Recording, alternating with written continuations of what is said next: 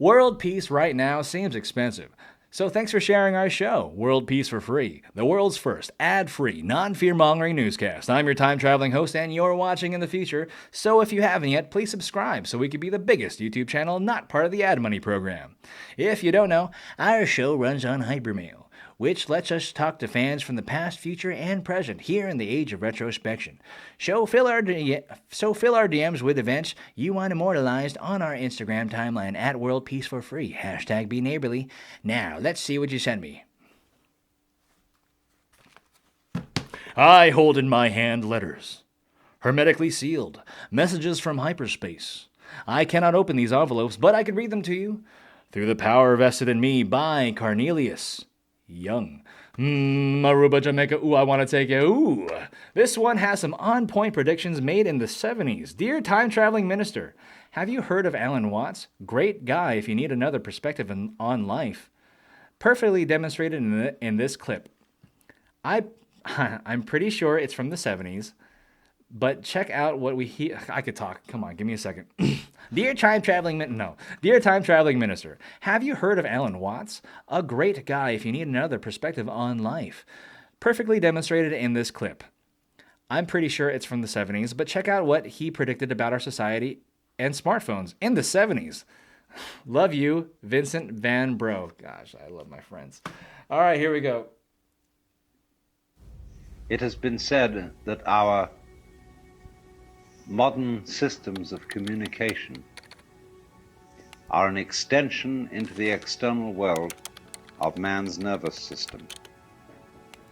Telephones, telegraph, radio, television, all this network of electronic devices is extending our nervous system in the same way as a wheel extends our feet. But consider, the extension of the nervous system electronically means the end of privacy. The inconvenience of everybody being able to barge in on us by telephone. Double that inconvenience, treble it, with the inconveniences you can imagine for a future technology, where you would not only have the sound of the person's voice on the telephone, but also their visual image. It can be so worked out technically that everybody can be equipped with a little gadget about the size of a pocket watch. On one side there is a dialing system, and on the other side there is a little TV screen. And everybody in the world who possesses one of these things has a number. And if you ring it and the number doesn't answer, your friend's dead. Imagine. Because you can't not answer. That would be unethical. That would be inhuman. That would be to advertise yourself as dead. You must answer. Everybody is in touch with everybody else in such a way that it reveals their inmost thoughts, and there is no longer any individuality. No privacy. Eventually, after attempting to control your thoughts, you would say, to hell with it. I'll think just the way I feel like thinking. Now, what we're afraid of, you see, is that some power will control all of us by this method.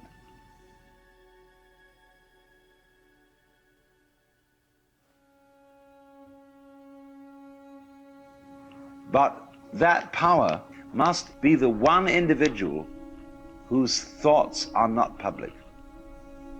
If the super controller has his thoughts public,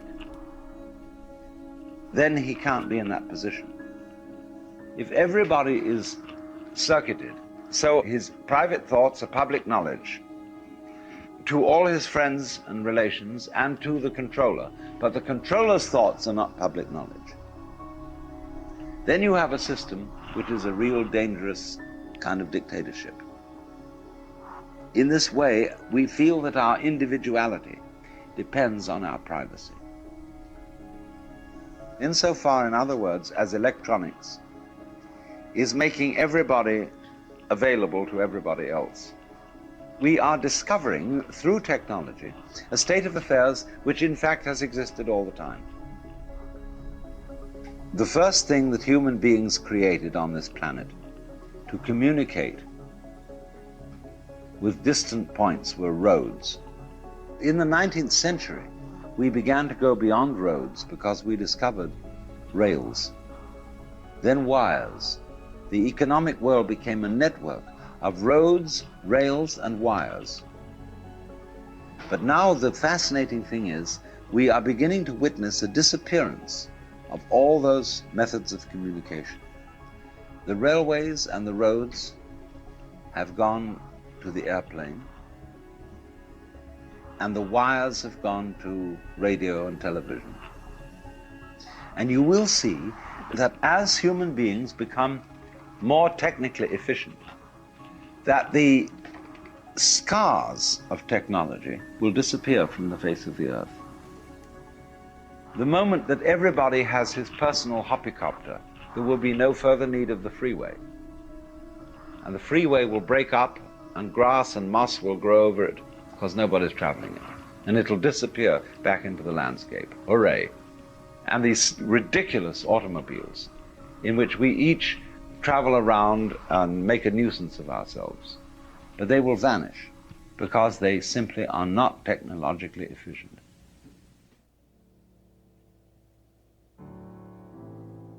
Because as a matter of fact,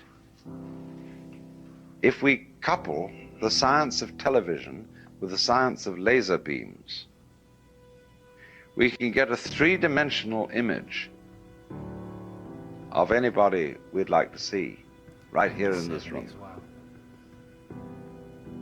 In other words, you can contact your friends in New York and you can assemble them all together in laser beam images by, as it were, dialing each one and say, can you come on, can you come on, can you come on? Then we can have a laser beam created three-dimensional image of anybody you want to talk to sitting right in this room, so that the same conference is happening in 5 different places. Let's say there are 5 people involved. In each one of them, there's one of them there who thinks he's authentic. By means of further electronic technology, every one of these 5 people are not only visible to each other, but also their inmost thoughts are clear to each other. There is no concealment. It would go on from this, that just as the roads have disappeared and the wires disappear, eventually the electronic gadgetry will disappear. And the electronic network that communicates from person to person will eventually become ESP.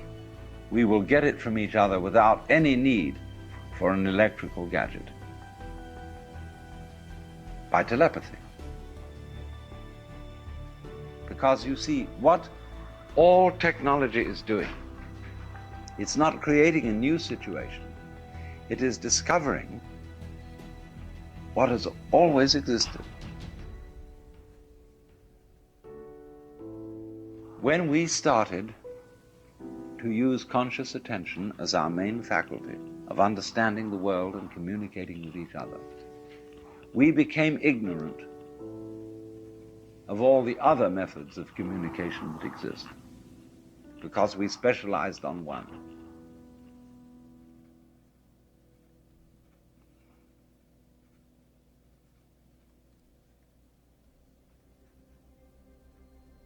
And in order to function in this world, we had to make this one method of experiencing things, find out all the channels of communication that exist, and explain them and talk about them and measure them so that we know they're really there. All it is actually doing, it is discovering the routes of communication that have always been there. Let's suppose we eventually discover that we don't need radio and that we don't need television because we have ESP. The first step is we make an electronic model of ESP. But then we discover that we don't need the model. We can do it anyhow. Just like homing pigeons have radar built into them, and white-throat birds can navigate by the stars. When we have finally no need to travel, to telephone, to communicate by any technical method whatsoever, because we all instantly read each other's thoughts. Is that the point? Is that what we wanted, the thing we were trying to get? You find there's still something beyond that. Because when you can read everybody else's thoughts, you will find that reading somebody else just like reading you. Knowing somebody else's mind is pretty much like reading your own mind. Yeah, there are some little variations that are of interest, but basically, to know you thoroughly would be like knowing me thoroughly.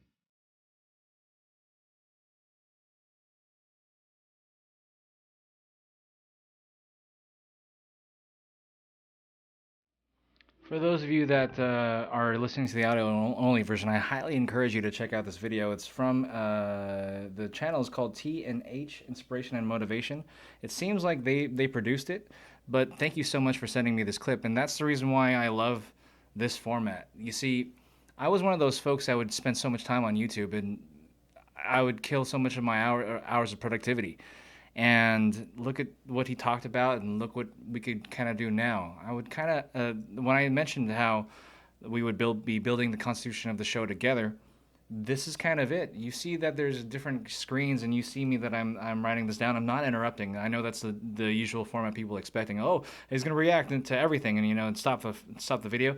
I personally I thoroughly dislike that, unless I won't do that to you guys unless I really feel like I have to say something. But I'm hoping that this show could be something that people could peacefully just, check out what other people have sent over, and we could watch the same clips together. You guys could ask, join a conversation in the comment sections and on all of our platforms. I'll do my best to be there. But once again, man, every day, I almost got a routine on this. I swear. But thank you so much for sharing that show to me. There's a few quotes that I want to remember. Technology is a means of discovery of what has always existed. Let me say that again. Technology is a means of discovering what has always existed. What had already existed. I'll probably read the video again. Watch the video again. But man, that was a heavy one. That's deep. He even talked about how he predicted that everything that he basically talked about the metaverse in the 70s. And for those that don't know who Alan Watts is, Alan Watts was an English writer, speaker, and self-styled philosophical entertainer, wink wink, known for interpreting and popularizing Japanese, Chinese, and Indian traditions of Buddhist, Taoist, and Hindu philosophy for a Western audience. And that, for me, is so significant because he's also inspired, I feel like he inspired another writer that I really appreciate, who's helped me gain perspective in life and all the chaos in it. His name is Dan Millman. I hope I get to see a video, a clip of him soon. But once again, I'm kind of doing a little bit of a purge of all this access that we have. If you guys have seen the show before all this, I let everybody know that I'm not going to watch any I'm not going to play any new video games, watch any new movies or TV series until Thanksgiving Day 2030. I will only consume pre-slap. You know what I mean by the slap? Everybody knows about that. I'm only consuming pre-slap content for the reasons of I want to watch things that are important to you. I don't care what I want to watch. I don't think it's weird. I don't think it's right to watch content alone the way how people drink alone. You know what I'm saying? Because it's infinite content. It's another kind of form of drug. But I feel like it's different when you take that opportunity to kind of like spend time with a friend saying, hey, this piece of content changed my life. I want to share this with you. And I want to know why it changed your life. That's the beautiful future I imagine. I hope it could get there. But right, like obviously we gotta start someplace, and here we are. I have the script. No, not no script. This is I'm reading things improvised wise. Here we go. This one shows two journalists going rogue in the most professional way possible. Dear Mr. World Peace, this clip reminded me of the spirit you had in the first place. Crystal and Cigar are two Hill journalists, Hill journalists, journalists that rose to fame during the pandemic for their takes on the establishment. They are most famous for getting the attention of Joe Rogan and their exclusive interview with him. I believe in you, man. Keep it up. Love, Teddy Roosevelt. Man, I love the ones that make me laugh and surprise me, but I can't laugh right now. I have to be professional. For those of you that don't know, we make sure that we don't share names here. America's Anonymous Confessional. That's what we do. Let's check out this clip. Do. Boop. And boop. What's going on? What's going on? How come I can't hear you? That's not right. That's not right.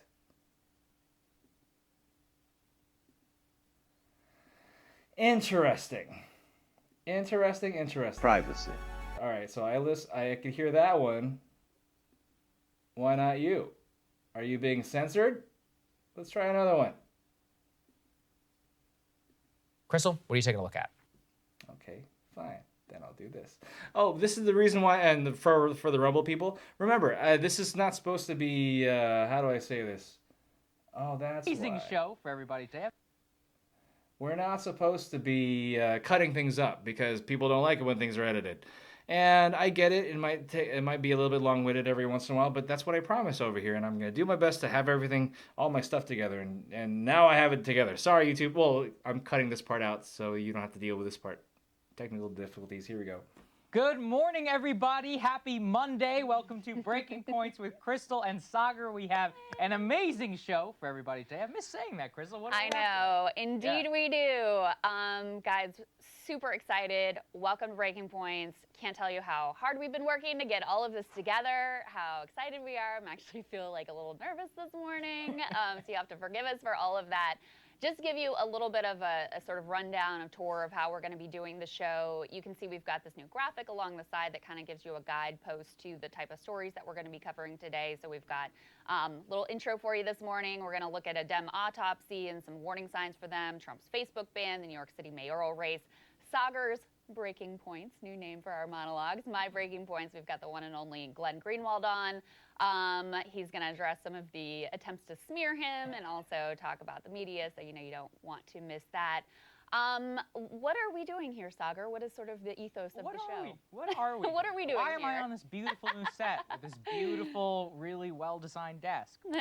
What are we doing You're here? so Which obsessed is with the that desk. I love this desk. I always will. For those of you in the visual What we're audience, trying to there's do, going to be a we little said bit this of a from the delay. beginning. We said this whenever we announced, which is that we truly believe in making everybody really hate each other less and hate the corrupt ruling class more. And I don't think there's ever been a more politically charged time in America. Yes, January 6th and all that happened. That was like the high water mark, if you will.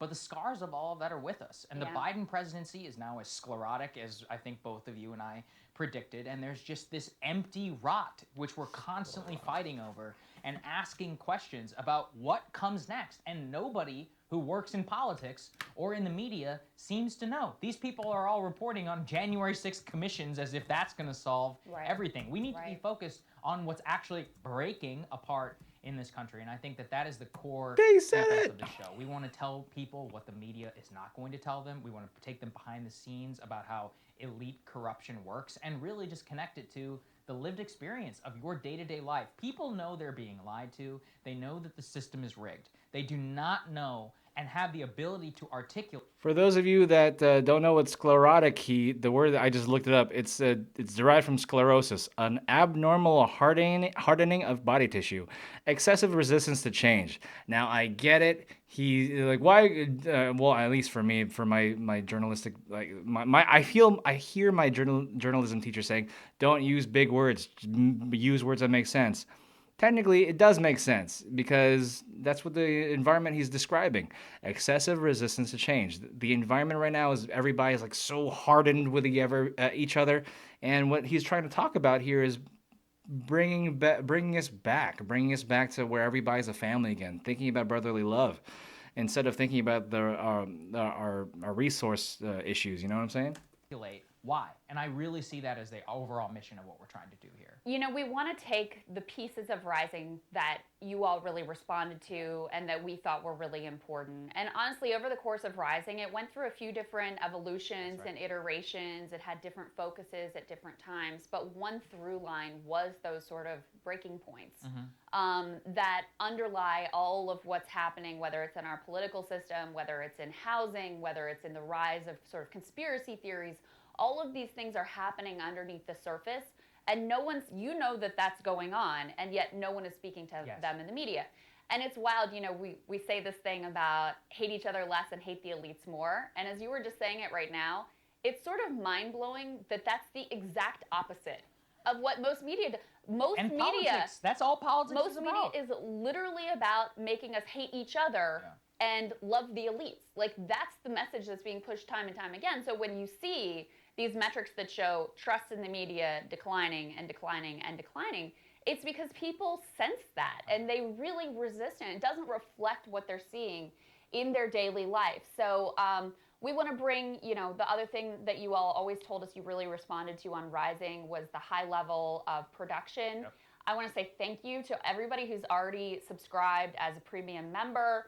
$10 a month, you get the whole thing uncut in your inbox, the full entire show. 1 hour early, We also, though, if that's out of your reach, like, guys, really don't worry about it. The clips are going to be up on YouTube. The audio is going to be free with breaks anywhere that you get normal podcasts. By the way, that was one of the top comments we would always get on Rising. That's right. Like, where's the podcast? Why can't we listen to this as audio? Now you're going to be able to get that. And look, we really want to look forward. We have our reasons for leaving the Hill, but the bottom line is this is more true to our values. We believed in you guys. We thought that this was important to you and that you would give us the support necessary to continue the production values and the type of product that we want to put out into the world that you all have told us has been very impactful.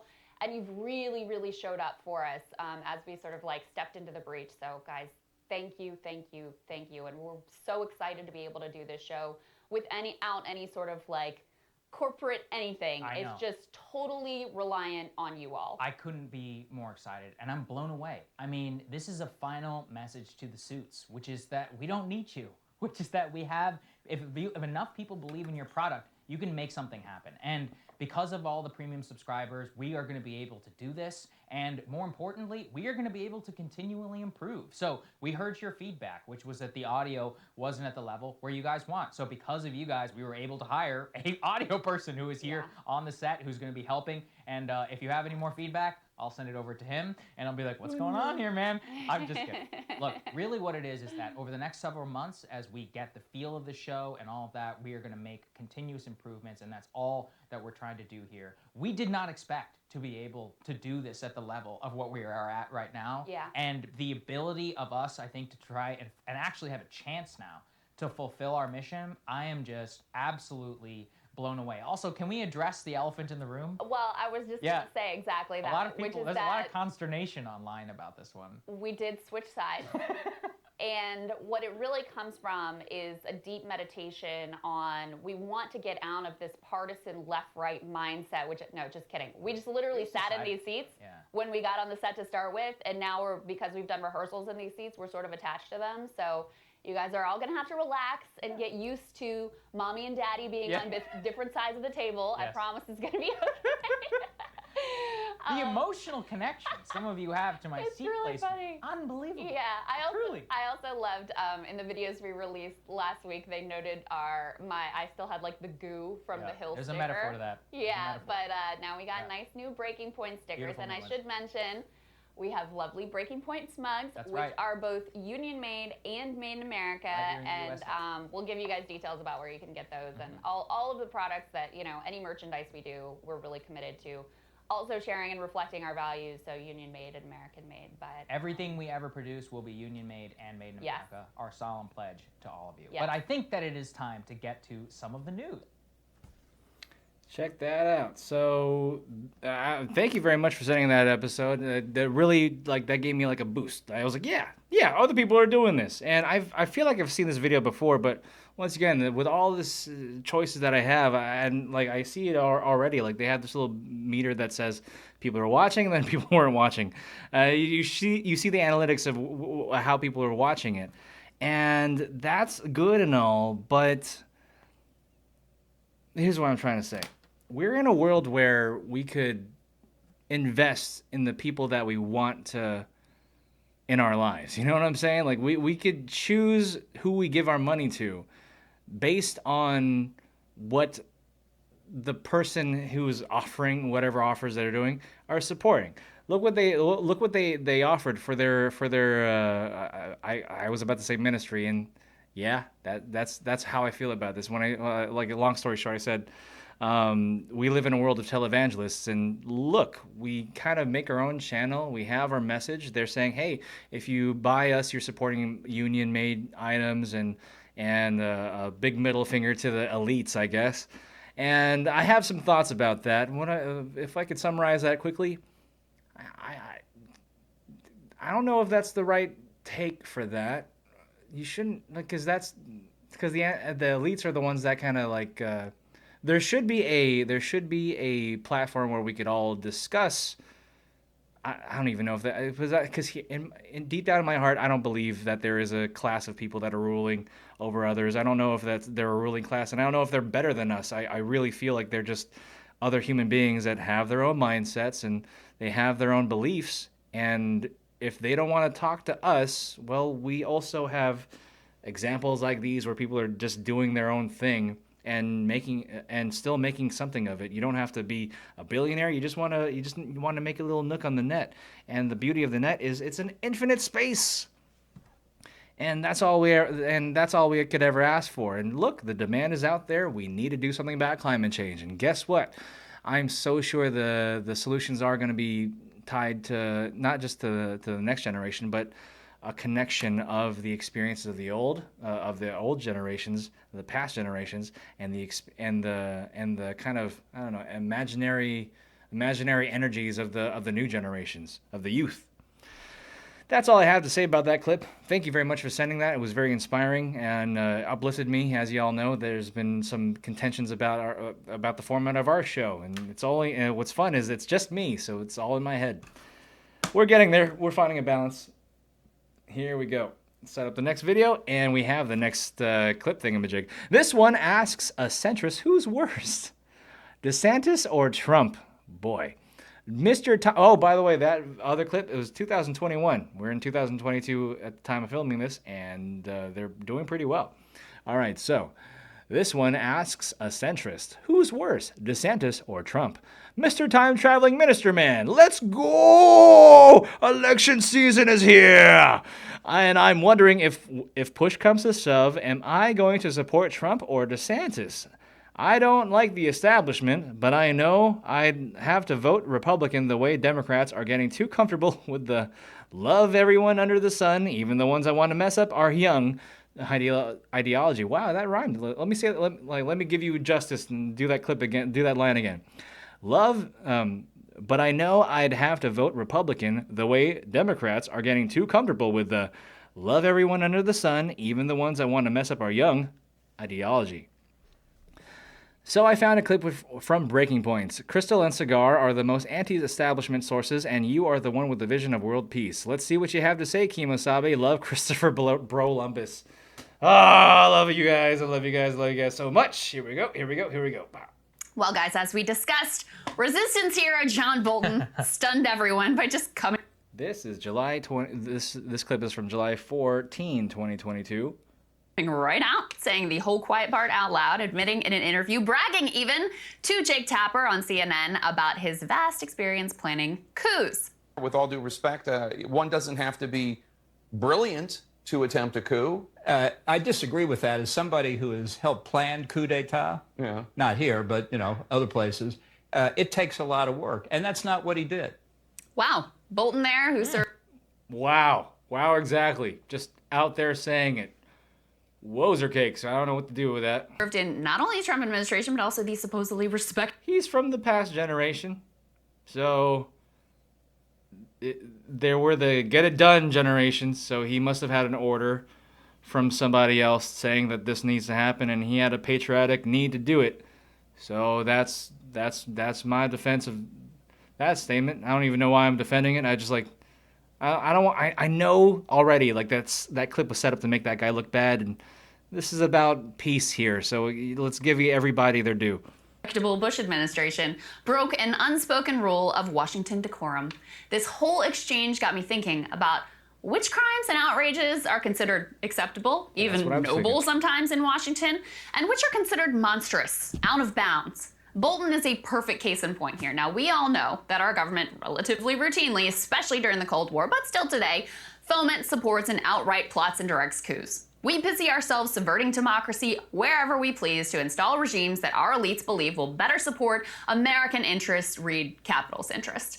Now, we're all supposed to know this, but just not say anything about it. Notorious neocon, as we covered earlier, David Frum, was deeply aggrieved by Bolton's loose lips, tweeting, "Former U.S. National Security advisors should measure their words and avoid cynical jokes that give aid and comfort to those who do not wish this country well." You might note that the problem for Frum was not the coups. It was Bolton's breach of Washington decorum in talking about the coups so casually and so publicly. And it's not only overseas coups that can be tolerated or even celebrated if handled with the proper DC etiquette. Just think about 2000. Instead of ruffians in Viking hats waving Confederate flags, you had Harvard lawyers partnering with politicians clearly branded with the imprimatur of the establishment. George W. Bush and his brother, who was governor of Florida, and their team of highly paid, highly educated, respectable lawyers, they executed a highbrow coup in coordination with the conservative partisans on the Supreme Court. So instead of Rudy Giuliani, you had Ted Olson, former Reagan Assistant Attorney General. And not only did Washington accept this coup, the fact that Al Gore bowed out quickly with barely a protest is lauded to this day as a triumph of democracy, when in fact, of course, it was the polar opposite, an outright shredding of the people's will, far more effective than what happened in 2020, but we were uniformly assured that the institution... For those of you that are listening and wondering whether or not this is talking about Trump or DeSantis, I think the Breaking Points did something wrong with the titling, because it's not... They're not talking about it. I think. Oh, they're doing what we're doing. They're doing like they film the whole thing and then they cut it up and then they bring out the highlight. So they're slipping in Bolton's crime, and I don't know who this guy is, but I'm watching. You guys sent it to me. This is what the show is about. Institutions held and our democracy prevailed. George W. Bush, he maintained his decorum, most important of all the DC rules. Not once did we hear of smeared ketchup on the White House walls during his tenure. So he was allowed to serve 2 terms after stealing the election, leading our nation into the most grievous foreign policy mistakes of a generation, teeing up the housing collapse, and greenlighting mass surveillance against our own people and mass human rights abuses against others. But we were allowed the illusion that our country was more or less functioning. The lie that this coup was actually the glory of democracy in action saved us from having to actually face the rotten core of the American project today. Was our ignorance actually bliss? Now, I know the liberal instinct is to paint Trump as a singular evil who came out of nowhere to defile the pure and innocent grand old party. But of course, the truth is, he just painted all of the pre-existing failures of our nation, especially its political elite, in garish colors, robbing us of our ability to maintain that blissful ignorance. DC was never mad about the corruption, the assault on democracy, the grifting, the lies, the contempt for governance. They were always most upset that he did not follow the Washington rules when engaging in all of those behaviors. Now I see why you sent me this clip. That is an example, everybody, as to why you need to let everybody finish their sentences. I was already making their assumptions. I wanted to say something, but I was like, wait a minute. She's trying to make a point, and now she's making the point. She's making the point that there was if for those of you that weren't born before 2000, before the smartphones, there was a decorum that everybody had to follow in the media. And then what she's talking about is Trump painted all of that in garish colors. Those are the words that she said. So that whenever, we now can't, it's hard for us to see things under that decorum before, because most of us knew that it was BS, just political theater. But we never really, like, I've never lived in a world where everybody knew it. Now everybody knows it's BS. So we're navigating that. And it's fine. Check this out. We can learn things, we can create a safe space so we can learn at our own pace. Washington has long operated on an elaborate scheme of institutionalized corruption. A favor there, a campaign contribution here, a board seat for a kid or relative or post-public service gig. Trump literally expected people to pony up cash at his properties that would go directly in his pocket in order to get in his good graces. It was all up front.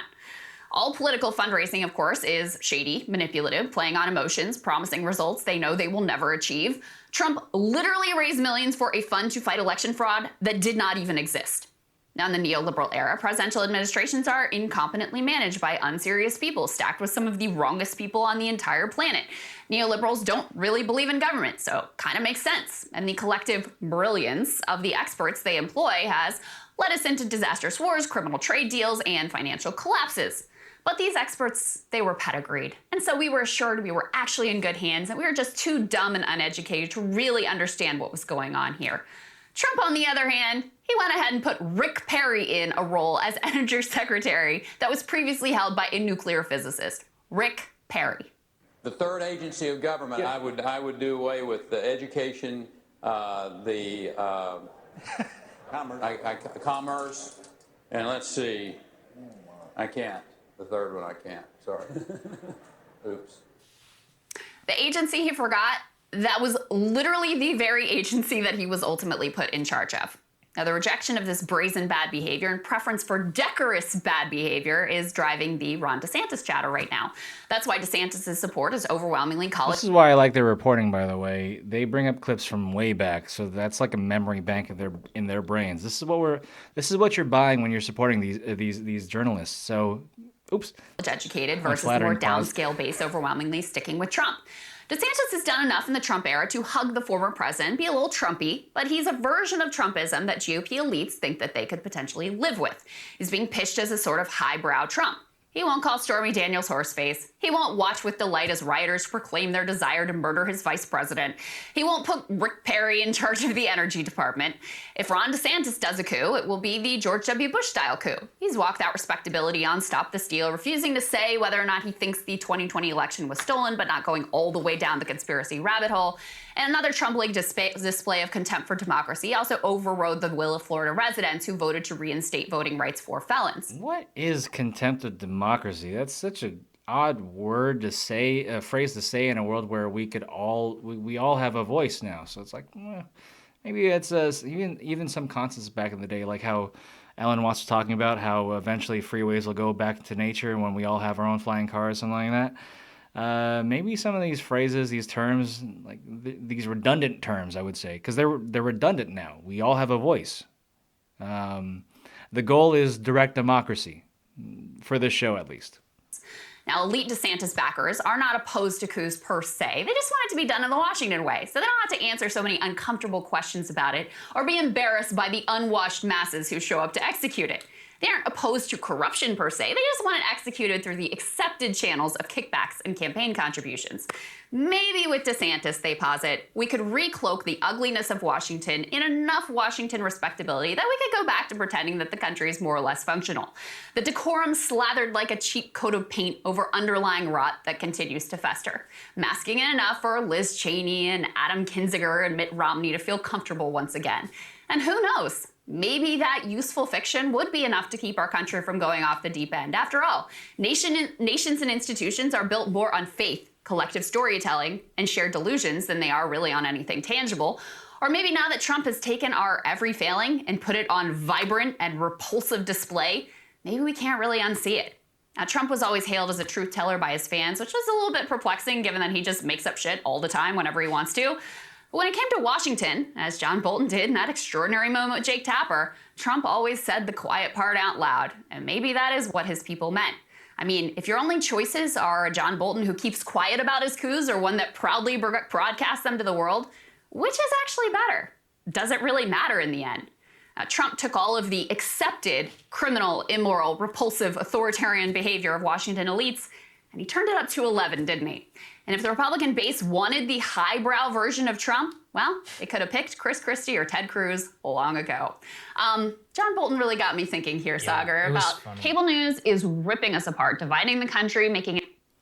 So there's that, and thank you very. And that's the last clip for today. What I have, do I have any thoughts on that? I have, yeah. I mean, like, a clip is a clip. I'm learning as we go. I'm trying my best not to have any opinions because remember, this is the show about immortalizing events that you guys want immortalized on our Instagram timeline at World Peace Free, hashtag Be Neighborly. And it didn't really ask the question who is worse, DeSantis or Trump. It's more like it painted a picture of what Trump essentially did with the previous decorum in Washington that we knew about. And the context about John Bolton was, and the clip introducing John Bolton was to kind of demonstrate the a remnant of our past where there was decorum, and we didn't really share that we were doing these nasty things in order to keep to stay on top. It's tough for me to say because I am an American, and I believe in my country, and I love this country, and so many things could only be done in this country. At the same time, I think people have already it's so weird watching our TV shows now because they all made jokes about it, about the elites running everything and the ruling class, but nowadays it does seem that apparent. But it also humanizes everybody, even the people at the top. For me, that's a good thing. I don't know why I have that conclusion, but I feel like it's a good thing because when we could get to the point where we could see that we're all human, we don't really need to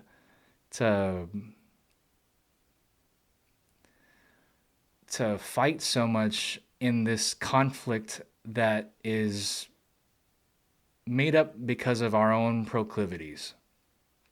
We like conflict. That's something that is part of the human spirit.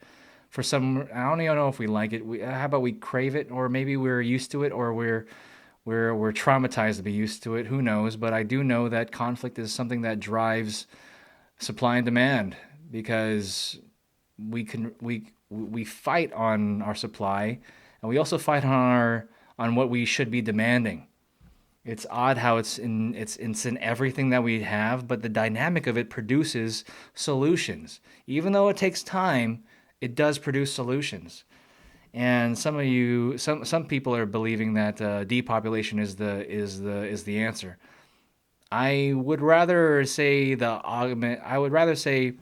enhancing the technology that we have to levels that allow us to create infinite abundance is better than killing off populations, and also dumbing the populations. If you're also thinking like, oh well, they need to be dumber. I see, this is so fun about talking to random people on the street, and when we were trying to figure out what the character is for Time Traveling Minister, and yeah, you meet flat earthers, you meet 5D folks, and for those of you that don't know who 5-dimensional people are, that's exactly how I could describe them. Like and you know what else? I have to believe that there's a reason why that they believe that way, and I'm interested in that. I'm infinitely interested in that.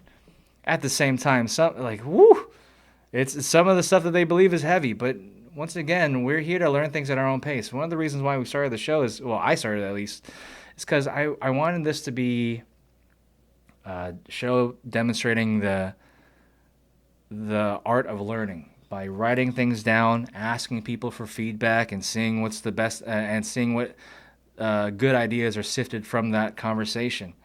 And if you notice these clips, these are all human-made. Not like, oh, I have put these clips together. And no, I mean, they're like the idea of getting through something by conversing, and then putting something out there, hoping that it'll inspire others to do something good.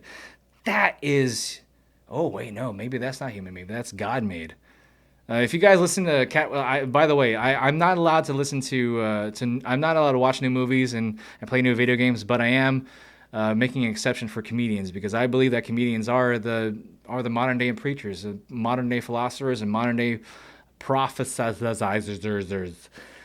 Same up there with podcasts. I mentioned before that we're all televangelists now, and guess what? We are literally telling our messages and our ministry. We're putting our ministries on YouTube and showing everybody exactly what we're doing, so that there's an aura of I don't know. Screw that. It's just televangelism.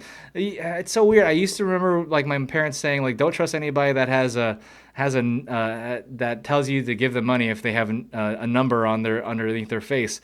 And look what we're doing. We've even made that even easier. But look at that. It's because there was a demand for us to support the people who's making ideas that we like. Isn't that cool? We are here to support like our money, like the way how we transact, do our monetary transactions now, is to support the people who are making the ideas that we like. All you gotta do is be a good idea producer in this new future. And I know people are wondering, like, oh, but what about gold? What about investments? What about Bitcoin? What's the thing that's tangible? What's the answer to that?